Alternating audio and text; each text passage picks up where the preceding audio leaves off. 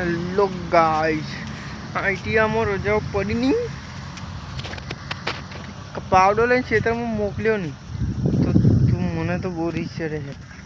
એમ કહે ને પૂછ્યો તારનો ખેતરમાં નાખ્યો, પૂછ્યો તારનો. હા, બધામાં પારીઓ ચડાવવાની છે ગાઈસ.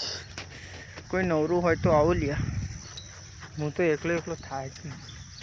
અને આમાં પાણી ચાલુ છે પાછું, ડબલ કોમ હોપે હે. ચોરી જ થોનવાની છે આમાં, એટલે કે રોપવાની છે. હા, મને તો બહુ રીસ ચડે. હવારમાં એવા કોમ કરતા ને મારી પત્તર રગડે ઉઠ્યો. 6 વાગ્યાને ઉઠાડ્યો છે ગાઈસ.